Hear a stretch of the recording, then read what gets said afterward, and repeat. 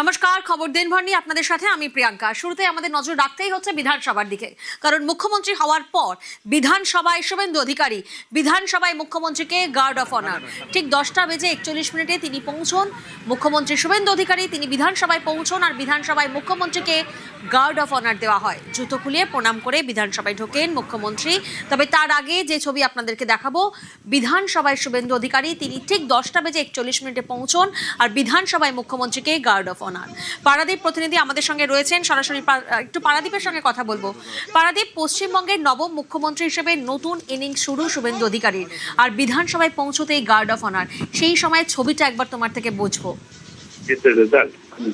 হ্যাঁ, একদমই তাই। তুমি দেখো, যে 2 নম্বর গেট, অর্থাৎ যে বিরোধী দলনেতা থাকাকালীন শুভেন্দু অধিকারী যে গেট দিয়ে বিধানসভায় আসতেন বা বেরোতেন, সেই গেট দিয়ে তার কিন্তু কোনো তার বিধানসভায় মুখ্যমন্ত্রী হিসেবে প্রথমবার পদার্পণ করার সময়ও কিন্তু তার কোনো অন্যতা হয়নি।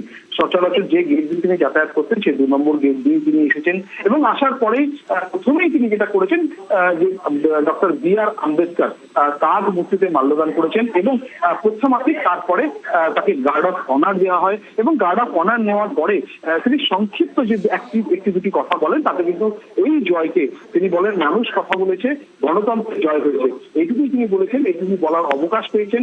এর মধ্যেই তাকে বিজেপি তার পরিষদীয় দল অর্থাৎ বিজেপির যারা বিধায়ক আজকে রয়েছেন, যারা শপথ নেবেন, তাদের সঙ্গে তিনি ভেতরে ঢুকে যান বিধানসভার অন্দরে।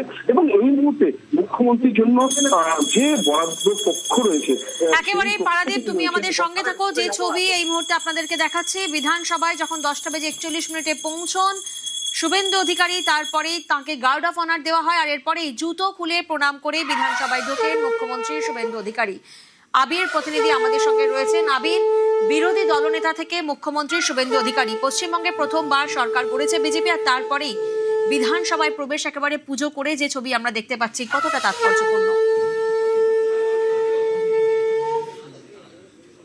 তার আগে তোমাকে দেখিয়ে রাখি যে